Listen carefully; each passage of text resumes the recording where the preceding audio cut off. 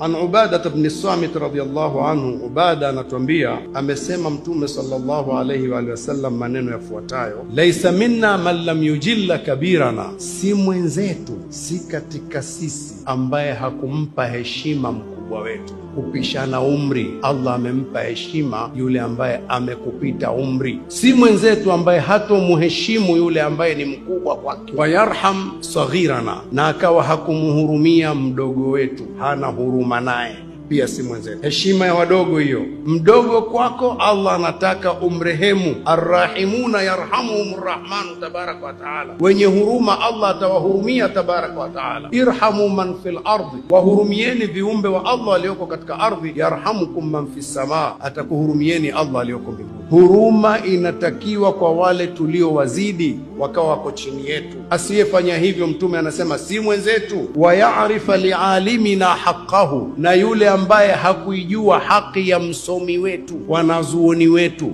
hakumpa haki yake. Hili linaanza kupotea sasa hivi. Vijana mkisoma, msome kwanza zile heshima za elimu, adabu za elimu, kuwatambua wale wasomi wenu waliokusomesheni. Hata ukimzidi ukawa na madigrii mengi, mjue alikusomesha tangu chekechea, ana heshima yake, na akawa amekusomesha madrasa, ukamjua Mungu wako. Wewe umepata madigrii, yeye hana. Mpe haki msomi wetu. Mtume anasema si mwenzetu asiyempa haki, asiyeitambua haki ya msomi wetu. Mtume ndiye aliyekuwa msomi wetu, lakini alikuwa anatufundisha hili kwamba kuna wakati alikuwa akisema someni Qur'ani kwa huyu, kajifunzeni kwa yule, kajifunzeni kwa yule. Manake wale watu wale wanatakiwa waheshimiwe. Leo hii rududi zinafanywa nyingi, radi mpaka watu wanawafanyia radi viongozi wao wakubwa wa dini. Ilikuwa watu wanaweza kuelimishana au kukumbushana kitu alichokosana kidogo mara moja, lakini unakaa unamsaga mwenzio, tena ni mkubwa pengine kwa umri kwako, tena pengine ni mkubwa na elimu,